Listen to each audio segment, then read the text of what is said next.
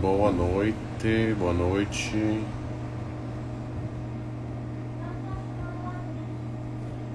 Enquanto o pessoal está entrando, vamos nos conectando e, é claro, disparando os aviõezinhos para sinalizar o início da live.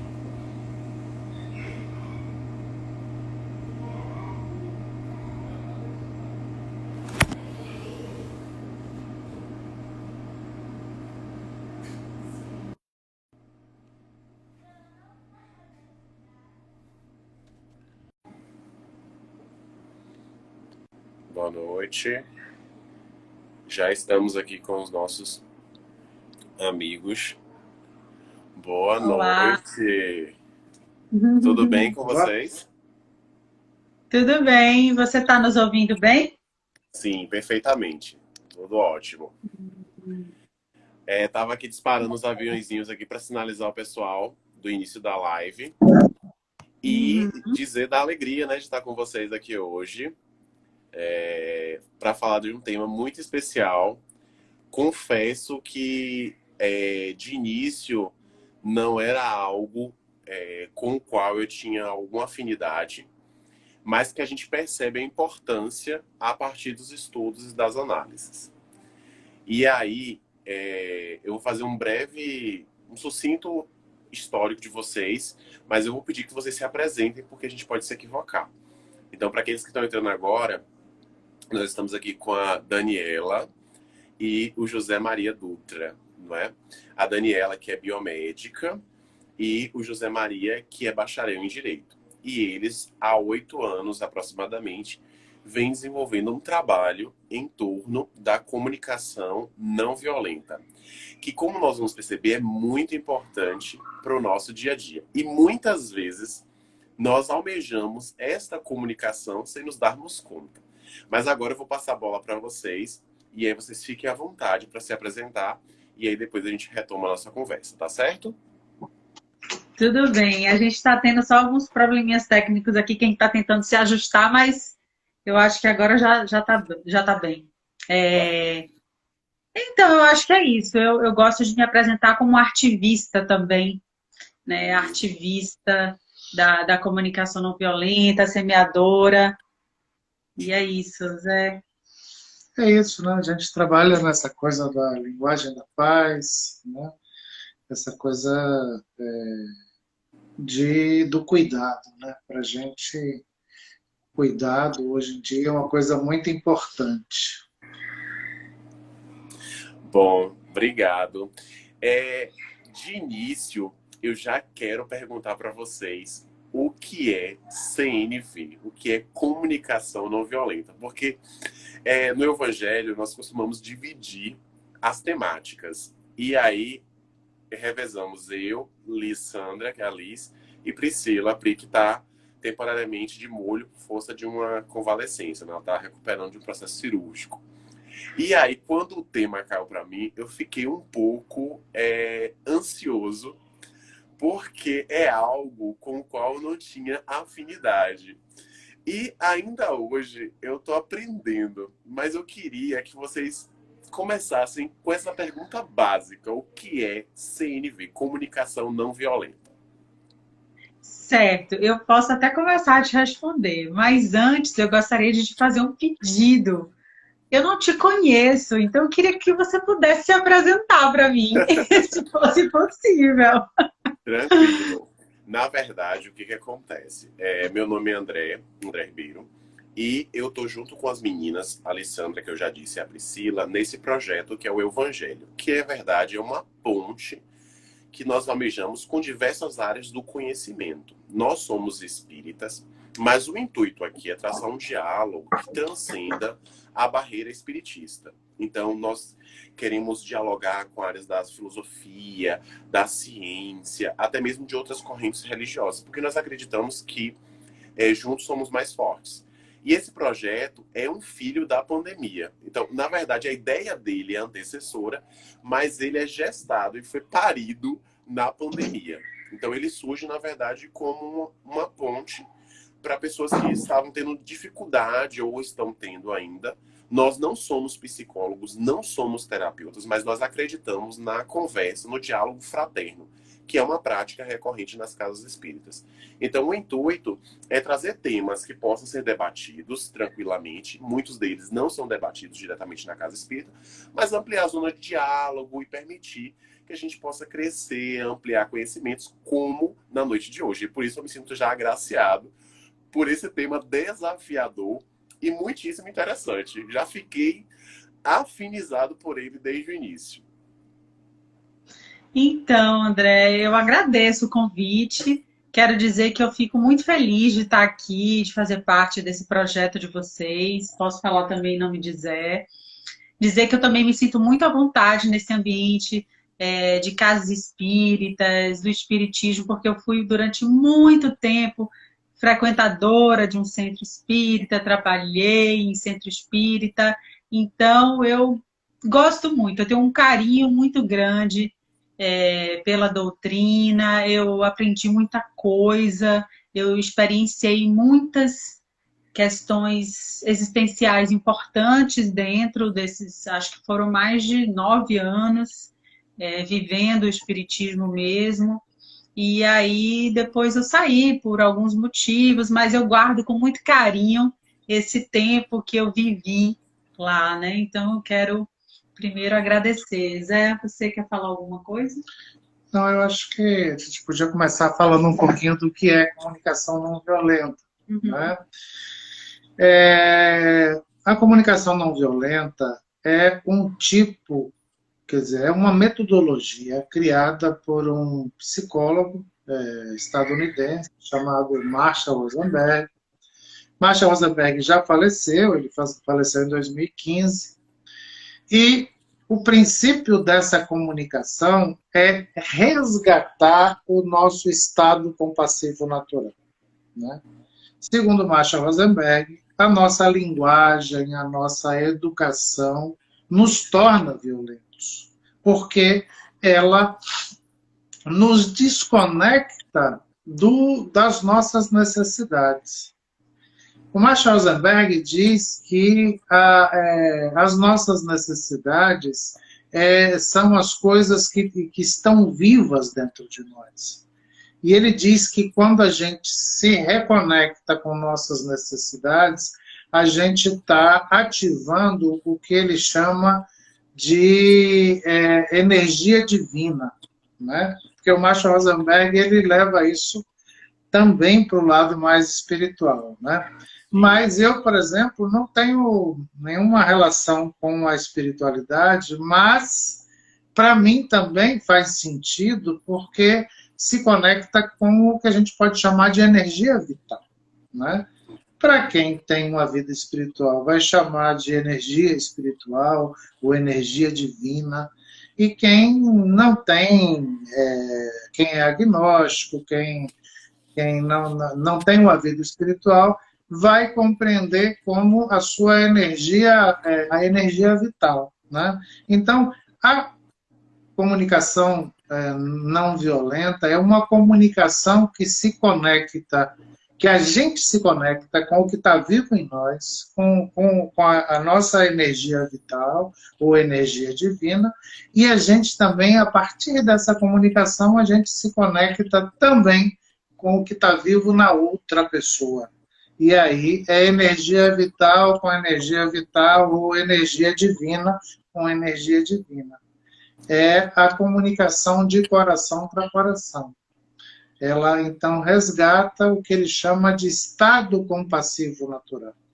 Ele diz que todos os seres humanos, eles nascem compassivos, porque o ser humano, para ele sobreviver, né, todo o processo de evolução, ele teve que se unir uns aos outros. Então, o ser humano é um ser social, né? E essa, digamos, a cultura individualista, capitalista, essa cultura que traz essa ilusão do individualismo, ela acaba nos alienando desse estado compassivo, né? Então, a comunicação não violenta Não sei se o Dani quer Fantástico. complementar, mas é mais ou menos nessa linha. Eu queria complementar, né? O Marshall ele diz que a comunicação não violenta é a espiritualidade em ação. E a gente também, a comunicação não violenta propõe essa relação compassiva com você, com o outro, para a gente poder transformar a realidade, né? A realidade que a gente vive, que é carregada e recheada de violência. Então, não é o bastante a gente estabelecer uma relação compassiva com a gente e com o outro. A gente precisa estabelecer para a gente poder transformar, para que a gente possa ter, digamos assim, um mundo melhor, né? É isso que a gente quer. E envolve também essa visão de mundo, né? Do que o outro é.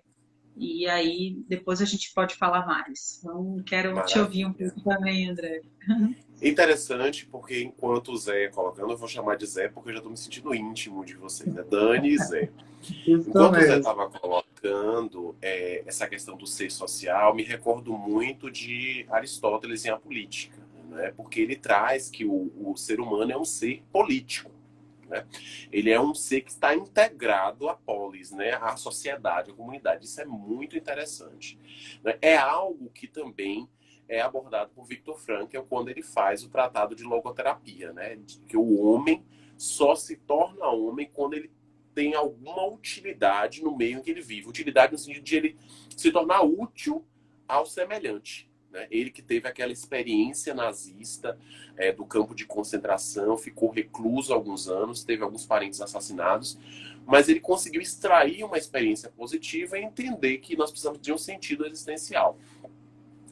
E essa mesma comunicação também me fez traçar uma ponte com aquilo que disse Jean-Jacques Rousseau no Contrato Social, né? Que ele comenta que o ser humano ele nasce puro e a sociedade vai corrompendo, né? Algo que o Zé colocou na forma desse processo educativo, dessa alienação por força dessa pressão do sistema econômico, enfim. E aí nós vamos percebendo a importância dessa comunicação não violenta que, como a Dani colocou, faz parte do nosso dia a dia, né? É um contexto que muitas vezes está implícito, mas que nós não damos conta porque não discutimos, não refletimos ou não lemos alguma coisa a respeito. Então, aquilo acaba passando, digamos assim, à margem, né? Como o pessoal fala, passa batido, né? Você acaba não tendo esse contato direto. E eu achei interessante uma fala do Rosenberg quando ele diz que toda violência é resultado de as pessoas enganarem-se ao acreditar que a sua dor deriva de outras pessoas e que, consequentemente, essas pessoas merecem ser punidas. E aí eu queria que vocês comentassem um pouquinho, porque ele toca em pontos muito relevantes, né? A própria questão da dor, um mecanismo de transferência, não é porque você acredita que sua dor é resultado do outro, e como que a comunicação não violenta vai auxiliar todos nós nesse processo, né, para buscarmos uma cultura de paz e, consequentemente, lutarmos por essa pertença individual. Ele fala isso, né, porque ele diz que na nossa, digamos, na nossa vida nós temos 3 estágios, digamos, emocionais, né? Um que ele chama de escravidão emocional, quando eu acho que eu sou responsável pelo sentimento da outra pessoa e que a outra pessoa é responsável pelo que eu sinto. Então, na escravidão emocional, eu vou cobrar alguém para me fazer feliz, né? Oh, você não me faz feliz. E o outro pode me cobrar também. Ah, eu não te faço feliz. E o Marshall Rosenberg ele diz o seguinte, olha, o sentimento é seu, né? A outra pessoa não é responsável pelo seu sentimento. Eu gosto de brincar com isso, que eu digo que se eu conseguisse botar sentimento em outra pessoa, eu ia ficar muito rico, porque eu ia colocar motivação na outra pessoa, né? E ninguém consegue botar motivação dentro de outra pessoa, porque é do sentir, é de dentro para fora, né? Agora, ele também diz, olha, você pode ser estímulo a pessoa sentir algo, você pode estimular que ela sinta algo, né? Mas você pode ser o estímulo, não o responsável, a pessoa que causou. Você pode ser o estímulo, não a causa. Porque às vezes eu faço uma coisa com uma pessoa e ela se aborrece demais. Eu faço a mesma coisa com outra pessoa e a pessoa nem liga. Então, uma coisa que eu faço pode estimular uma dor em alguém e pode não estimular em outra pessoa, né? Porque depende muito de como a pessoa recebe, dos traumas que ela tem, de toda a relação que ela tem com aquilo. Agora, se eu sou um estímulo, eu tenho um grau de responsabilidade, obviamente, né? Porque eu posso estimular. Então, se eu sei que algo é estímulo para outra pessoa sentir, então a gente pode tentar evitar, já que eu sei que isso estimula, né? Mas aí ele faz o seguinte, aí ele tem um segundo estágio, que ele chama de o estágio ranzinza. Ele diz, a pessoa quando sai do estágio de escravidão emocional, ela pode passar por um segundo estágio que é o ranzinza. É aquela que descobre, já que eu não sou responsável pelo sentimento da outra pessoa, então dane-se, eu não estou nem aí, né? Ele diz que isso é ranzinza, porque, na verdade, ele diz, olha, já é um grau de libertação, mas é um grau que você ainda fica muito autocentrado, né? Aí ele fala da liberdade emocional, que para mim é uma coisa belíssima, quando ele fala da libertação emocional.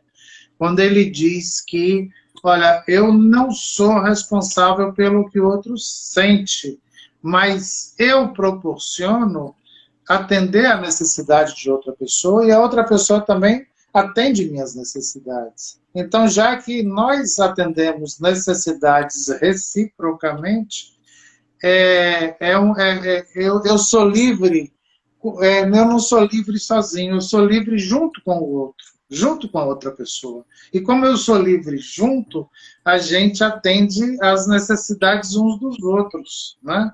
Então, a libertação emocional é quando você descobre que você precisa do outro. Mas você não faz nada para aquela pessoa por medo, por culpa, por vergonha. Você faz de coração. Porque você sabe que quando você atende a necessidade de outra pessoa, você também está atendendo a necessidade sua, que é a necessidade de contribuir com o bem-estar de alguém. Todos nós temos necessidade de contribuir com o bem-estar de outra pessoa. Então, quando eu contribuo para o bem-estar, eu recebo de volta a alegria da pessoa que recebeu algo que a beneficiou. Então, ele diz que isso é liberdade emocional. É quando você faz algo por outra pessoa de coração. Isso é que é a liberdade. Que eu acho lindo isso do Marshall Rosenberg. Acaba sendo um processo de libertação do próprio desse egoísmo, né? Desse egocentramento, né? Porque foi até algo que o Alan colocou aqui nos comentários. E o interessante, Zé, é que ele coloca como um processo gradativo, não é? E isso traz um conteúdo bastante orgânico, natural, porque não propõe uma mudança radical, é algo que você vai experienciando e quando você se dá conta, você já está integrado a uma forma de comunicação não violenta. Né? Você passa a modificar hábitos, comportamentos, isso é muito importante, né? De a gente entender que a gente pode crescer a pouco e pouco. E aí eu já queria, nesse sentido, trazer a indagação para a Dani, para que a gente possa entender quais são os obstáculos a uma forma de comunicação não violenta. Né? O que acaba sendo um óbice, o que acaba dificultando que nós utilizemos essa metodologia comunicacional. Então, André, são muitos os obstáculos, né? Agora, eu acho que o primeiro obstáculo é a gente pensar que a comunicação não violenta é algo que se restringe apenas à linguagem, né? E vai muito além, né? É como a CNV é um modo de ser e estar no mundo. Então, a gente costuma dizer que é muito perigoso quando a gente fica preso à comunicação não violenta na parte da mecânica da CNV, né? Que são os chamados 4 passos que o Marshall fala, né? A observação, o sentimento, a necessidade e o pedido. A gente quer ir além dessa mecânica, né? Porque muitas vezes não adianta você falar tudo bonitinho, conforme os passos, o que você está observando, o que você está sentindo, qual a sua necessidade, no final fazer um pedido, mas está ali tudo na forma e quando chega na hora de ter a conexão, não tem a conexão, porque dentro de você, internamente, não existe uma verdade ali, né? Então, a primeira coisa é ser autêntico, e por isso que o Marshall fala que é dar com autenticidade e receber com empatia, né? Ele diz que são essas as duas partes da CNV, né? Ele distingue o dar com autenticidade e receber com empatia. O dar com autenticidade é você expressar aquilo que você sente, o que você precisa, verdadeiramente, né? O que ele diz, o que está vivo dentro de você. E receber com empatia é você justamente receber o que está vivo no outro. Então, esse para mim é o primeiro passo, né? O primeiro obstáculo é você pensar que é só uma forma de falar e aí você segue os passos, mas não tem a conexão porque não tem autenticidade, né? E é isso que a gente busca com a CNV. Agora, em relação a obstáculos para a empatia, né? Que aí tem, que é esse segundo passo, que é essa segunda parte da CNV, existem diversos, né? A questão da escuta é um deles, né? Quando a gente não escuta verdadeiramente o outro, está ali na chamada escuta superficial, a pessoa está falando e você está pensando no que você vai dizer para ela, ou então você está diagnosticando ela, ou então você já está querendo competir com a dor dela, dizendo, para mim foi pior, isso aí é o de menos, o que você viveu. Então, tem essa questão da escuta, são as rotulações que o Marshall fala que é também, né, uma forma de violência que é também um obstáculo, né, que quebra essa conexão quando você rotula, quando você compara, né, quando você faz um julgamento. E ele diz assim que não é que a gente não faça nunca e não deva fazer o que seja errado, até porque a CNV se propõe a justamente superar essa dicotomia bem-mal, certo e errado, positivo ou negativo. A gente busca integrar esses polos que existem, né? Naturalmente, na convivência, na cultura, na vida. Ele só diz separe, né? Julgue, faça tudo que você quiser fazer, interprete. Agora separe na hora que você for expressar o que está vivo dentro de você, porque senão você pode, nesse primeiro passo, oferecer aí um obstáculo para essa conexão. Fantástico. Então, seria isso. E mais alguns E eu outros acho que, como você coloca muito bem, é algo que transcende o próprio diálogo, a comunicação em si, né? A gente imagina muito essa questão dialogal, mas é algo que vai muito além, né? E aí a comunicação não violenta ganha mais importância ainda, porque não está restrita somente nesse aspecto da linguagem, mas é algo mais amplo que abarca a própria existência da criatura. Fantástico isso, não é? De trazer essa compreensão e essa importância. E, ao mesmo tempo, você coloca também a questão da empatia, que é algo muito importante no contexto cotidiano. E você cita o exemplo até da escuta também nesse sentido, né? Jesus até faz essa referência, né? Ter olhos de ouvir e ouvidos de escutar, né? Porque muitas vezes você está tão envolvido, e você colocou muito bem, né? Porque muitas vezes você está tão envolvido numa questão que a pessoa está falando e você fala, o que você está falando mesmo? Né? Ou então você está procurando competir, como você colocou, né? Não, ela está falando isso, eu já vou utilizar essa prerrogativa, essa justificativa e o diálogo vai ganhando um contorno belicoso, guerreiro, né? Quem é o mais forte, quem vai vencer essa contenda enfim. E quando você toca na empatia, o Paul Bloom fala um pouquinho acerca do perigo da empatia, né? No sentido de ela também, muitas vezes, promover certo favoritismo, né? Por exemplo, você teve um problema no trânsito e aí, de repente, você despeja todo o seu conteúdo. E Zé vai ouvindo, né? Vai ali trabalhando, né? Essa empatia, essa escuta. E você conta a sua versão, né? Mas ele, como um bacharel em direito, ele sabe que tudo tem pelo menos dois pontos de vista, né? Existe o seu ponto de vista, existe o ponto de vista daquele que também estava ali na cena, no evento, né? E muitas vezes, se o Zé não tem esse conhecimento do direito, por exemplo, ele acaba lhe favorecendo. Não, você está certa. Isso acaba mascarando um conteúdo que você poderia trabalhar, por exemplo, né? Então é interessante também a gente explorar essa empatia no sentido mais coerente possível, para que ela também não beire o favoritismo. O que vocês pensam a respeito disso? Né? Dessa empatia que não é favoritista, mas é coerente, é clara, enfim, que desnuda a criatura também, né? Então, posso falar um pouquinho sobre empatia e depois Zé complementa. Agora tudo é empatia, né? Tá bem alta aí, essa coisa da empatia. É bacana, é legal, porque fala realmente da necessidade, né? Da gente poder estar com o outro, porque a empatia é isso, né? Tem muitos conceitos aí, na verdade tem um caos teórico, digamos assim, a respeito do que seja empatia, mas o Franz de Waal, que é um primatólogo, né, que estudou muito a fundo esse tema da empatia, ele diz que existem camadas, né, de empatia.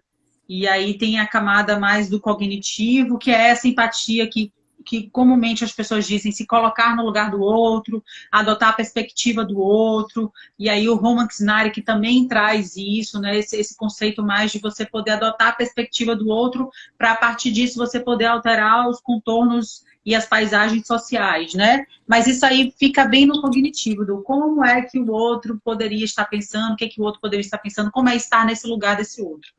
E a empatia que a gente quer chegar com a comunicação não violenta é a empatia que a gente chama de empatia emocional, que é essa empatia que a gente consegue estar com o outro, né? Estar com o outro inteiro, na presença, estar com o outro saindo um pouco do nosso umbiguismo e a gente está sentindo com o outro, né? É esse estado de você, de fato, estar com o outro, né? Se predispor, se abrir, se desnudar, se esvaziar da sua presença, mas ao mesmo tempo presente, para estar com esse outro.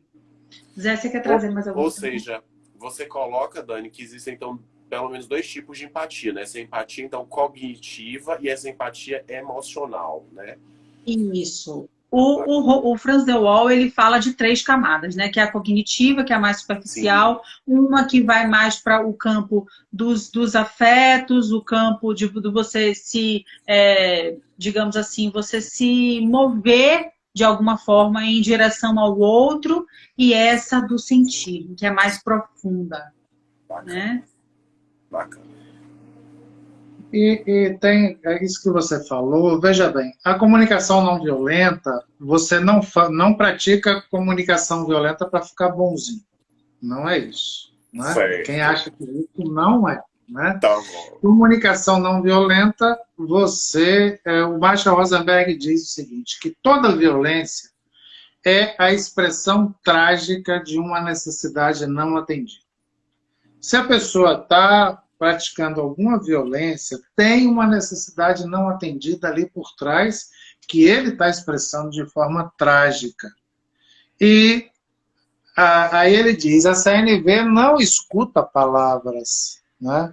A CNV escuta necessidades. Né? Então, um exemplo que você deu, por exemplo, eu estou no trânsito e tal, e acontece uma situação e alguém vem muito nervoso para se relacionar comigo, né?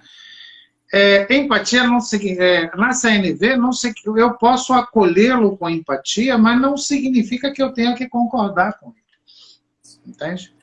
E também, como quando eu disse, não é para ser bonzinho, porque a CNV ela busca você resgatar a agressividade, né? Porque a agressividade é uma coisa que a gente perde ou que a gente diminui na nossa educação repressora. A agressividade é uma coisa importante, porque tem gente que não consegue dizer não. Por quê? Porque perdeu toda a agressividade. Então, agredir, às vezes, é você dizer, não, eu não quero isso. Porque quando eu digo um não, eu estou dizendo um sim para mim. Porque é algo que eu estou dizendo, olha, isso eu não quero, isso não atende a uma necessidade minha. Então, eu não gosto muito de usar a palavra agressividade, porque ela já está muito, digamos, o sentido dela. Eu uso primeiro, né, para mostrar que CNV não é coisa de gente para ficar bonzinho, né? É de gente firme, né? Então vamos usar de assertividade, né? Então, CNV é para você ficar assertivo. Então, se uma pessoa vem muito nervosa e tal, e me xingando, o que a CNV vai dizer? Essa pessoa está com o sistema nervoso muito ativado. Se eu confrontar essa pessoa, ela vai ficar mais ativada ainda. Então, eu posso fazer um movimento para que ela, o sistema nervoso o simpático, ele dê uma aliviada para essa pessoa voltar à razão, digamos assim. Porque quando ativa o sistema nervoso simpático, a pessoa embota um pouco a razão, né? Ela fica muito nervosa, a razão fica um pouco embotada. Então, o primeiro movimento seria, ó, respira, peraí, vamos conversar e tal, e tal, e tal. Significa que eu posso acolhê-la com empatia. Mas não, acolher com empatia não significa que eu tenha que concordar com outra pessoa. Não significa. Eu posso acolher de forma muito amorosa, mas ser assertivo na minha necessidade também. E a gente... Dani gosta de dizer isso, que CNV é uma dança, né? Aquilo que você falou logo no início, eu lembrei disso, né? Que é um processo assim, onde você vai e volta. Então, CNV é uma dança, onde você vai tentando pegar o passo junto com a outra pessoa para chegar a uma conexão. Uma conexão que conecte o que está vivo em mim com o que está vivo na outra pessoa, com a energia divina que está dentro de mim, com a energia divina que está com a outra pessoa, e a gente possa, então, buscar soluções para atender a necessidade de todos, né? Quando eu me conecto com a outra pessoa, a gente está em melhor condição para buscar estratégias para atender a necessidade de ambas as pessoas. Fantástico.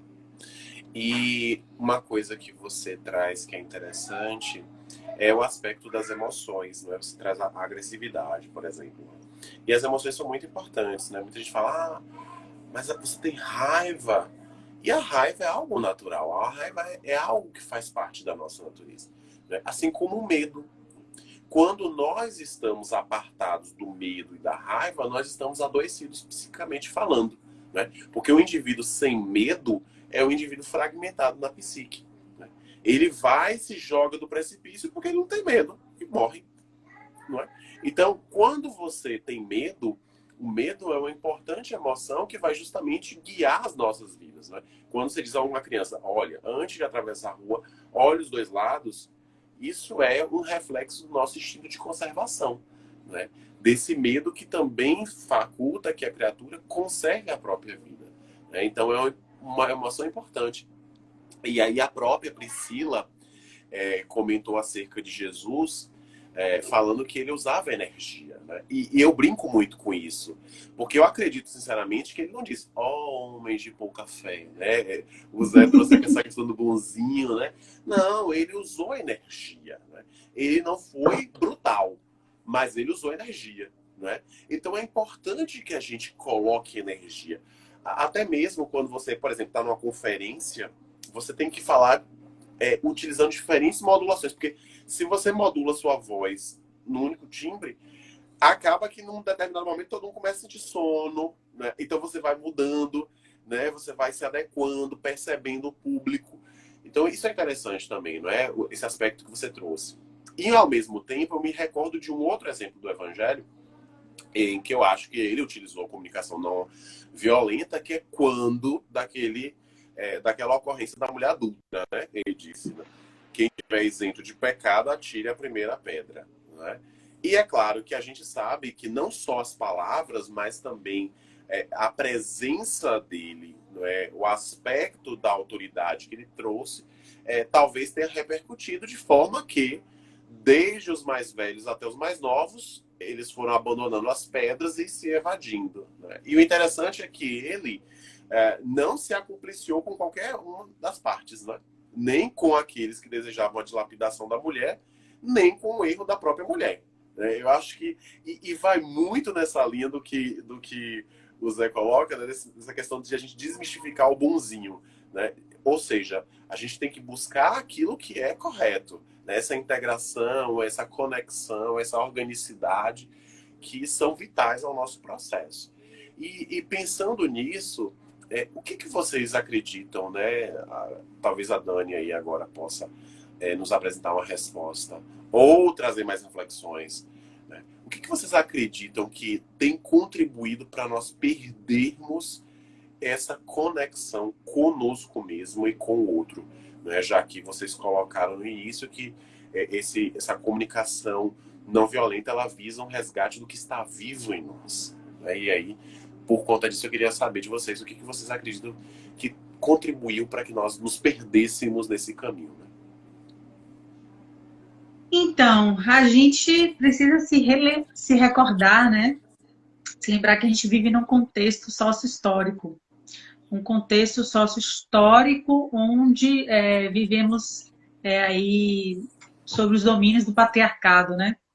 Então, esse patriarcado, ele impõe determinados tipos de padrão, de comportamento, ele hierarquiza moralmente tudo o que está aí no mundo, né? Então, durante muito tempo, esse patriarcado, ele diz que as emoções, elas não têm tanto valor, né? O que é mais valoroso é a razão, né? Então, aí a emoção fica num plano, a razão fica no outro. E aí, a partir disso, você hierarquiza tudo, né? Porque se você for parar para pensar, a gente vai, então, dividir o mundo em dois agora. E aí a gente tem razão e emoção. A razão se sobrepõe à emoção. Razão é o intelecto, a inteligência, está no campo do espírito, está no campo superior. A emoção está no corpo, a emoção está embaixo, a emoção é subdesenvolvida. E aí a gente vai dividindo o mundo assim.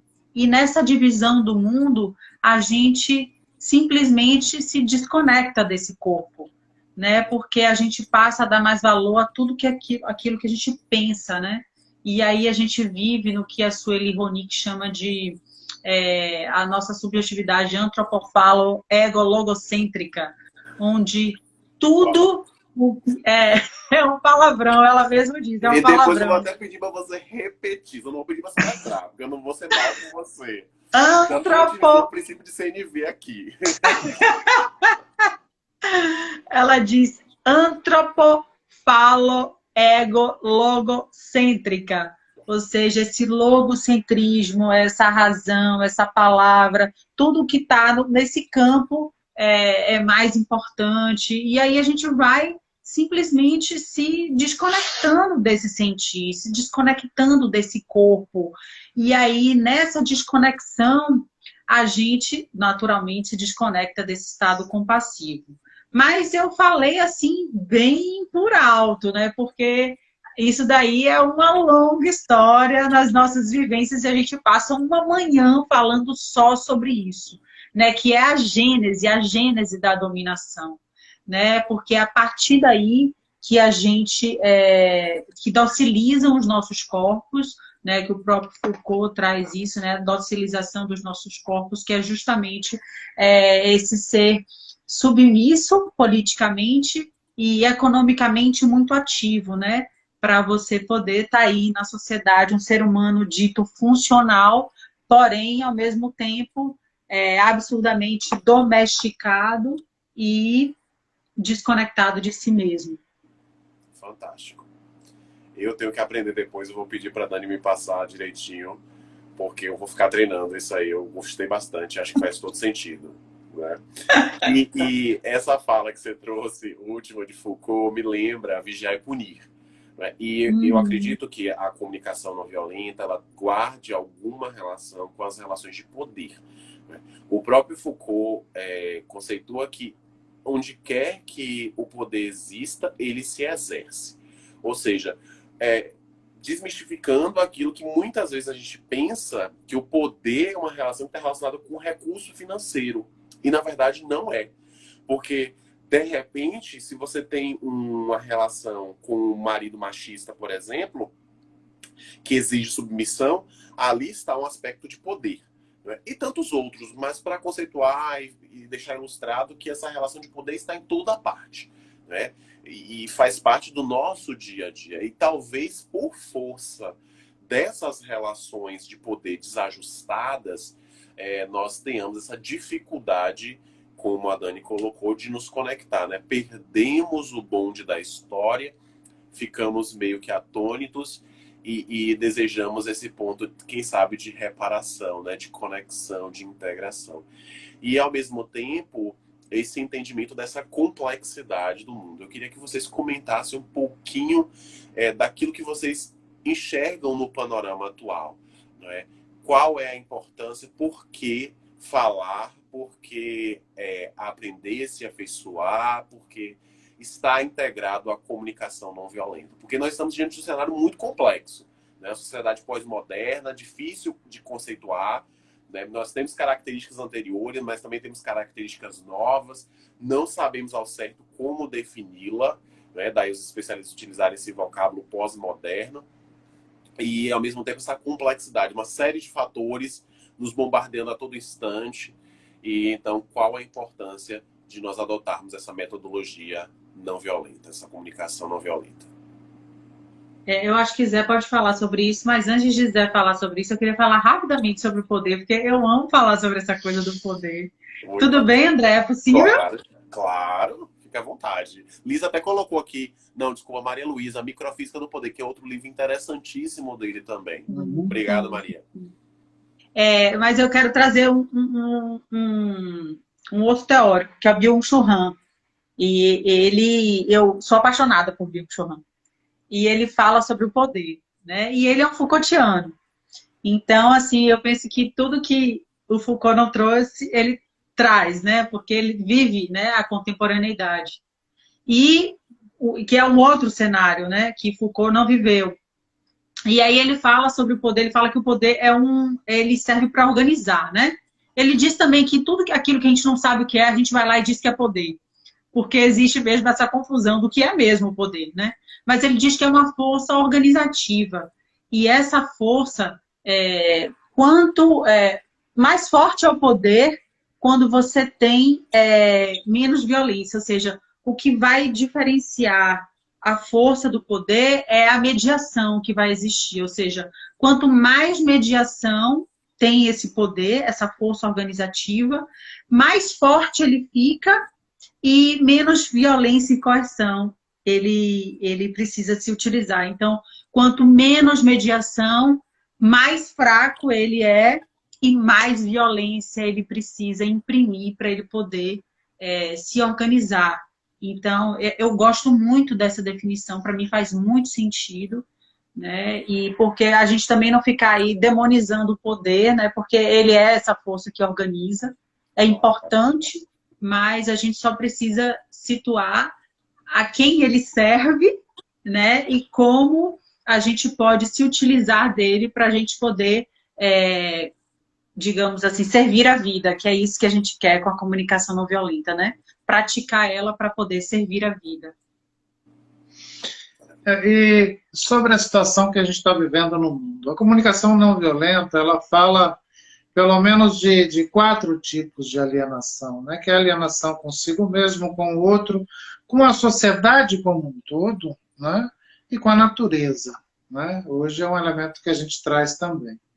E compreender essa sociedade hoje não é fácil compreender, porque mas, como diz o sertanejo, é fácil e difícil, né? Então eu vou pelo lado talvez mais compreensível do mundo que a gente vive, porque a gente está num lugar do mundo que é o Ocidente. E o Ocidente nunca concentrou tanta riqueza na mão de poucos, como no momento histórico que nós estamos vivendo. E hoje, 8 pessoas no mundo detêm a mesma quantidade de riqueza que metade da humanidade. Quase 4 bilhões de pessoas. Isso é o relatório Oxfam de 2017. Então, 8 pessoas concentram. Para essas pessoas manterem essa situação de poder, não são só essas 8, né? 8 e mais um pouco em volta deles. Para manter essa dominação na sociedade, eles precisam criar muita confusão para dividir o povo. E aí vem os falsos profetas religiosos, né? Vem a política hoje, vem essa coisa para demonizar de vez a política, para todo mundo ter nojo, ninguém se envolver nela. Ou seja, vem várias estratégias que, na verdade, são estratégias para manter o poder desse grupo, de pequeno e seleto grupo de ricos que juntou um volume de riqueza jamais visto na humanidade. O capitalismo enganou todo mundo. O capitalismo disse que ia desenvolver a sociedade para ter bem-estar para todo mundo, mas é mentira. Desenvolveu a sociedade e uma pequena parte acumulou muita riqueza e os pobres estão ficando cada vez mais pobres. Para manter isso, tem que fazer muita confusão. Tem que inventar pós-modernidade, inventar isso, inventar aquilo, inventar um monte de teorias para fazer a confusão. Então, é por isso que eu digo que é fácil e é difícil. Por que é fácil? É porque é isso mesmo. Quer dizer, quem pegar o relatório Oxfam, vai lá na internet, relatório Oxfam, tem inclusive a carinha dos 8 bilionários. E um deles, inclusive, vou procurar na internet, o Warren Buffett, é isso. Warren Buffett. Ele tem uma fala que é assim, olha, gente, luta de classes existe e é feita por nós, e nós é que estamos ganhando, né? Então, mais explícito do que isso não existe.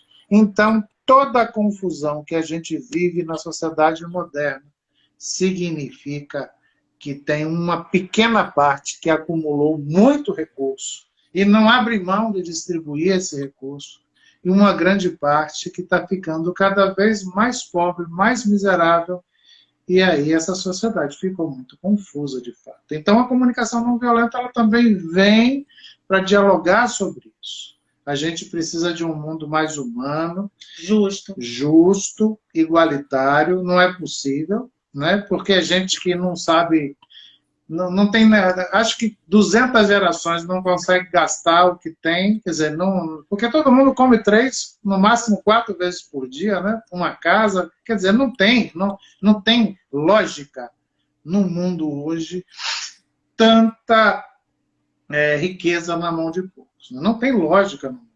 É isso que, inclusive, Marshall Rosenberg, ele diz que tem 2 coisas que, para que o mundo tenha paz, precisa acontecer. Tem que mudar esse sistema econômico e mudar o sistema de justiça. Porque essa justiça punitiva, ela só agrava a situação de violência, né? Ele defende a justiça restaurativa como uma justiça que é capaz de trazer a paz. Que só é possível trazer a paz se a gente trabalhar a justiça na forma restaurativa e não na forma de punição. Porque não existe paz sem justiça social. Claro, com certeza. E interessante que quando você ia colocando, né, eu fiquei lembrando, né, imagine 200 pares de sapato, né, sem bolsa. Será que você vai ter evento suficiente para usar tudo isso? Parece uma centopeia, né? Um monte de pares de sapato e ali a pessoa tentando se equilibrar. Bem complicado isso mesmo. E ao mesmo tempo essa visão mais profunda também, né? De a gente entender esse processo que você trouxe, que também está num documentário novo do Netflix, que é o Dilema das Redes, que é algo um pouco parecido com o que você traz, né? No contexto tecnológico, dessa influência e dessa manipulação de informação, dessa polarização de ideias, não é? Com o intuito de confundir mesmo, de criar contendas, enfim, é bem interessante essa fala sua e eu me lembrei desse documentário novo, O Dilema das Redes. Bom, pra gente finalizar, porque já tá acabando, o papo tá super gostoso, eu queria perguntar para vocês como a gente pode começar a adotar a comunicação não violenta. Alguns passos iniciais. Diante de um cenário, quiser falar de 200 gerações, mas eu gosto de trazer um pouco de otimismo. Eu acho que eu não li Poliana, mas eu trago um pouco o olhar de Poliana. Zé, desculpa aí, viu? Mas desculpa mesmo. Mas eu queria, assim, dentro de um mundo, digamos que caminha para a mudança, para, digamos, para a transformação social. Vamos imaginar um mundo mais justo. Como é que nós podemos começar a aplicar a comunicação não violenta? Os passos iniciais, né? Imagino que eu sou um ogro, não sei nada, né? Tô caindo de paraquedas aqui agora. Como é que funciona o processo? Eu acho que a primeira coisa a ser feita é estudar, né? É compreender a comunicação não violenta mesmo. E não ficar na superficialidade mesmo, né, da CNV. Mas ir a fundo, né? Estudar. Tem um livro dele que está disponível em PDF, gratuito. Se chama Comunicação Não Violenta, de Marshall Rosenberg. Então, para mim, o primeiro passo é esse. Estudar. E aí, pode ser grupos de estudos, inclusive a gente faz grupos de estudos. Pode ser você juntando aí algumas pessoas que também querem. Se juntem aí, 2, 3, 5, porque a gente acredita muito na potência dos grupos, né, para estudar, né? Então, Dani, só estudem. pedindo para você complementar, surgiu uma pergunta, e no contexto das crianças também, que aí se você pudesse já insere também esse contexto aí, como é que funciona também se os pais, nesse processo, quiserem incluir as crianças também na comunicação não violenta. Tá, aí seria um outro capítulo, viu? Porque a gente faz uma vivência só dessa coisa para os pais, né? Pronto. Que é a maternagem e a paternagem. Certo. Mas primeiro passo para mim é esse, né? Compreender a fundo a CNV, buscar estudar e depois começar a praticar, porque não tem muito mistério, né?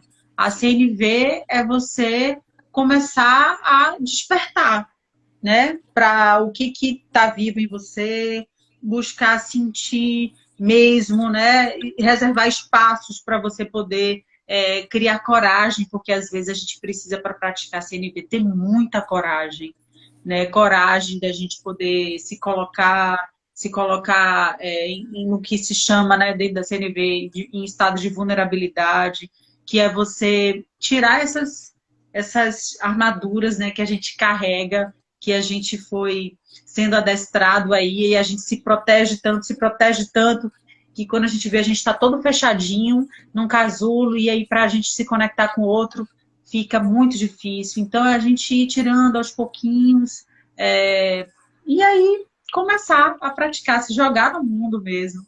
Não tem segredo, não tem mistério, não tem fórmulas prontas, né? E é importante a gente dizer que CNV não é uma fórmula pronta, que CNV não é ser passivo, que CNV não é ser bonzinho, né? Então, é isso, André. Não é autoajuda, não é padronizar, não é? Acho interessante isso. Cada um tem um tempo, tem um entendimento, não é?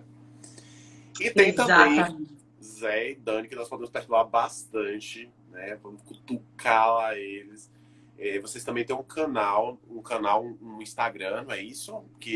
Aí vocês podem até falar, né, do Instagram de vocês, que aí quem quiser também já acompanha. Inclusive, Dani, pediram até depois a referência daquele teórico que você citou, o Foucaultiano. Byung-Chul Han, o coreano. Pronto, depois você passa também, porque aí a gente pode, junto com o livro de Rosenberg, fazer um post no nosso Instagram, comentando lá, para quem quiser também aprofundar os conhecimentos, né, se debruçar sobre essa temática, que é fantástica e que, com certeza, é muito importante em nosso dia a dia. Gente, nós temos também um canal no YouTube, Eu e Tu CNV.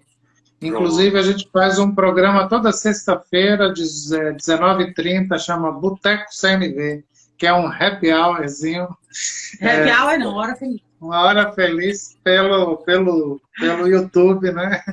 Eu quero saber se tem comida. Tem muita comida. Tem. A comida mais deliciosa do mundo, que é da sua casa. Pronto. Você vê que Dani já tá especialista, já tá ali saindo pela tangente. Misericórdia. Meu Deus. Gente, olha, super bacana bater esse papo com vocês. E eu acho que é algo que a gente pode se aprofundar. Até a Maria Luísa sugeriu o tema para crianças, aí Dani colocou que seria uma temática à parte, né? E aí a gente pode depois fazer uma outra dobradinha aí com vocês. Eu achei o papo super bacana, instrutivo. E é claro, fiquei com aquela pulguinha atrás da orelha querendo aprofundar um pouquinho mais acerca da CNV. Já vou seguir vocês também. Obrigado pela disponibilidade, por traduzir aquilo que vocês vivem também na forma da multiplicação, que isso é muito importante. Eu me recordo de uma lenda oriental que diz que numa estrada, se nós tivermos cada um pão e dividirmos, vamos sair com a mesma quantidade de pão, mas se nós dividirmos uma história, nós vamos sair mais ricos, porque além da minha, eu saio também com a sua.